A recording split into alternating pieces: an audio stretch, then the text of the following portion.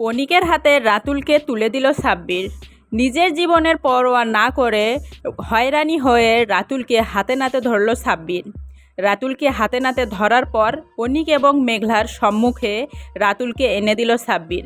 এখান থেকে যেন সাব্বিরের প্রতি নতুন করে সহানুভূতির জন্ম নিতে শুরু করলো মেঘলা এবং অনিকের। এবার যেন মেঘলা এবং অনিক বুঝতে পারল যে পূর্বের হামলাতে কোনো হাত ছিল না সাব্বিরের, যে কারণে অনিক সাব্বিরের কাছে পুনরায় সরি বলে ক্ষমা চেয়ে নিল। এমনকি শুধু তাই নয়, নতুন করে বন্ধুত্ব তৈরি হলো সাব্বির এবং অনিকের মধ্যে।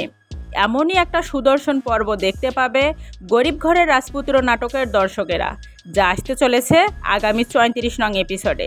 কিন্তু অনিক এবং সাব্বিরের এই মিলন যেন কিছুতেই মেনে নিতে পারছে না বৃষ্টি। কারণ অনিকের সঙ্গে যদি সাব্বিরের মিলমিশ হয়ে যায় তাহলে বৃষ্টি একা হয়ে যাবে। বৃষ্টি কিছুতেই ওমর জাফরের কাজগুলো একা সম্পূর্ণ করতে পারবে না, যে কারণে সাব্বিরের ওপর প্রচণ্ড রেগে গেল বৃষ্টি। এবার কি করবে সাব্বির? সে কি আদৌ পারবে অনিককে নতুন করে বন্ধু করে নিয়ে অনিকের পাশে থাকতে, নাকি অনিকের ওপর আবারও বিশ্বাস হারিয়ে বৃষ্টির সঙ্গেই থাকবে সাব্বির? সমস্ত আপডেট জানতে পারবেন আমাদের আজকের এই ভিডিওর মাধ্যমে। 34 নং এপিসোডের মোড় ঘুরাতে আসছে অনিক এবং সাব্বিরকে ঘিরে। রাতুলকে ধরার মাধ্যমেই এবার যেন সাব্বির সুযোগ পেল অনিকের কাছে নিজেকে নির্দোষ প্রমাণ করতে। কারণ পূর্বে যে হামলা হয়েছিল মেঘলার ওপর, এতে অনিক সন্দেহ করেছিল বৃষ্টি এবং সাব্বিরকে। এবার যেন সাব্বির সম্পূর্ণ স্পষ্ট পরিষ্কারভাবে বুঝিয়ে দিল অনিককে যে আদৌ সাব্বির কোনো হামলাই করেনি মেঘলার ওপর, যে কারণে সাব্বিরের কাছে ক্ষমা চেয়ে নিল অনিক। এ থেকেই যেন অনিক আবারও নতুন করে বিশ্বাস করতে শুরু করলো সাব্বিরকে।